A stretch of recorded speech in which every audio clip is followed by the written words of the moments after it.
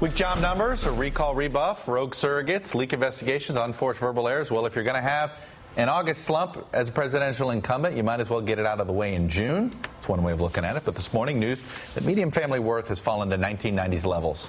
So how does the campaign dust itself off and push ahead? Joining me now is Obama's deputy campaign manager, Stephanie Cutter. Good morning, Stephanie. Good morning.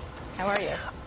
Good. I want to start with the new ad you guys have out. It's yet another negative ad. In May, you guys rightfully pushed back that it was a media creation, that you guys were all negative, because on the air you were, I'd say, 90% positive, 10% negative. That is not the case anymore. And June has been a lot of negative ads.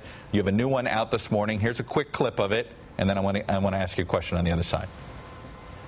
When Mitt Romney was governor, Massachusetts was number one in state debt.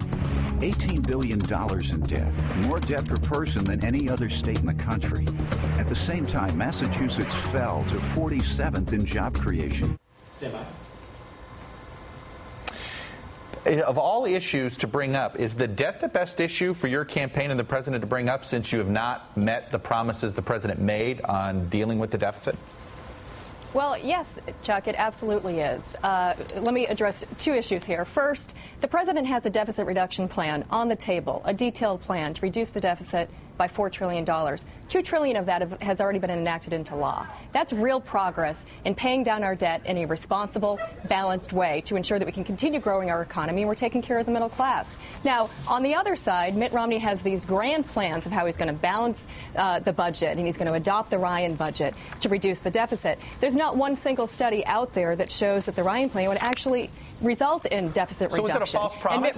And Mitt Romney can't tell us how exactly he's going to reduce the deficit, other than making these grand promises. So the only thing we have to look at is his record in Massachusetts, where he didn't reduce the deficit. He actually increased the debt of the state. Number one per capita in the country. Right. So Mitt Romney is not coming out of a puff of smoke. He has a record here, and we need to talk about that record. We're in the course of a presidential campaign, and as you know, presidential campaigns are about choices. Right, but I understand that. But so what was the president's promise then? Was that an empty promise? I mean, you're hitting Mitt Romney for making what you say is sort of false claims and promises he can't keep. Then the half the deficit, was that just a phony promise? No, it's not a phony promise, Chuck, and we've made real progress towards it. I just went over the $4 trillion deficit reduction plan. As you know, you followed the debt debate last summer, the debt ceiling debate, where the president tried to pull both parties together to make some very tough choices to get our debt under control. So we are putting policies on the table. We are pushing Washington to make tough choices. We're taking it to the American people. That's the right thing to do. And we're speaking very openly about how we would do that. On the other side, our opponent is not. Instead, he has a $5 trillion tax cut geared towards the wealthy, millionaires and billionaires, and he doesn't tell us how he's going to pay for it. So if you just simply add up the numbers, he's blowing a hole in the deficit, and the American people need to know that. And they need to know what his record is. This is a legitimate debate to be happening. Are you concerned? Are you going to be able to keep up a negative ad campaign like this for 5 months? Do you think the voters, are you at all concerned that voters might start tuning out the politics of it as white noise? Well, Chuck, I think that, like in any presidential campaign, there's going to be a balance of ensuring that we're talking about the president's record. We're proud of that record. We've made significant progress in this country under President Obama, from health care reform to Wall Street reform to giving the middle class a tax cut and recovering from an economic crisis, the greatest economic crisis in a generation, and stopping this country from sinking into a depression. We're going to be talking about that record. We're also going to be holding Mitt Romney accountable for his record, because, as I said, elections are about choices. So 5 months is a long way to go. Lots of different things are going to happen. I'm not projecting exactly what ads we're going to have on the air, but we're not going to shrink from ensuring that Mitt Romney's record is accurately told out there, and he's held to the positions that he's taken. I want to talk about the report from the Federal Reserve about American wealth, and obviously it paints a very grim picture of what the Great Recession did to American families' net worth. You got to understand why a lot of people look at this and say, boy, these economic numbers how much of this are you guys responsible for, and how much of this do you believe that the public's going to hold you accountable for? This feeling that they have, this is more than about jobs numbers. This is more than about a fight over student loan rates, although you could make an argument all of that's connected. This seems to be about how people feel about where things are going. They don't seem to have a lot of hope. Well, if you look at that report, Chuck, it tells you a couple of different things. It's data over 2008, 2009, and 2010. So right when we're in the midst of the nation's greatest recession we've ever seen, including, a year and a half before the president could even get his arms around the policies to put in place to stop the free fall in the economy. Now, you have that. You have the Federal Reserve pointing out that income for middle-class workers has actually fallen.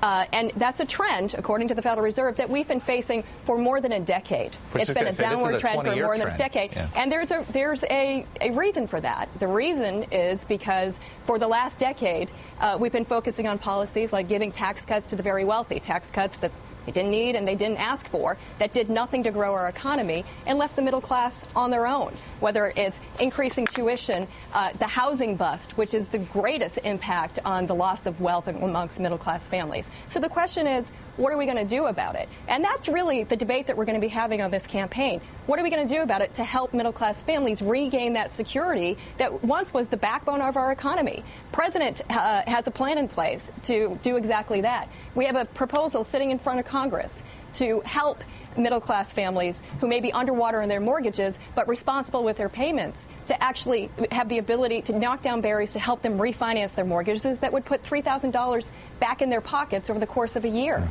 That's why we fought for the payroll tax cut to $1,000 more in people's paychecks over the course of a year. That's why overall, over the course of this administration, we've cut taxes for middle-class families by more than $3,600. So our focus is on the middle class. I can't say that that's a debate that's going to be had on the other side, because the policies, the $5 trillion tax cut, repealing Wall Street reform, repealing the Consumer Financial Product Bureau. All of these things have a real impact on the middle class. Those are the types of things that we have worked to reform and change so the middle class doesn't face an economic crisis and decades worth of income falling. Last question here, Stephanie. What did you learn from the kerfuffle over the private sector is doing fine comment?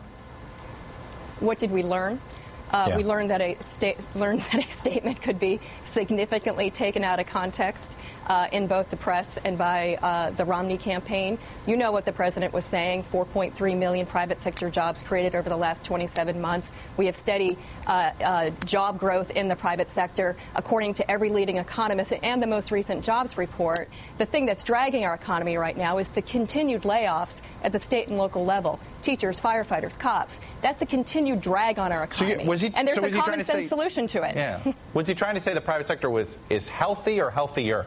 No, but he has constantly said, and he said that day, that we have more to do. We have to keep our foot on the pedal and to continue growing this economy. That's why we have a number of different proposals that would allow us to do that, whether it's helping families refinance their mortgages, which puts more money back into the economy, or stopping incentives that sends our jobs overseas and creating new incentives to bring jobs home, renewing the clean energy tax cut. People are making their investment decision, the clean energy tax credit. People are making their investment decisions right now about what to invest in, what new technologies to invest in, where they're going to go over the course of the next year. That tax credit is going to expire at the end of the year. They need to know that Congress will take the action necessary to extend that tax credit so we can continue developing this critical sector of our economy so that we're not ceding it to China or India, and we're continuing to create jobs. So the clean energy sector alone, almost 250,000 jobs throughout the course of this administration. So there are common sense things that we can do. And that's what the president was trying to get across on Friday. We just need some willing partners across the aisle to help us get it done. Instead of rooting for the failure of this economy, we should put country first.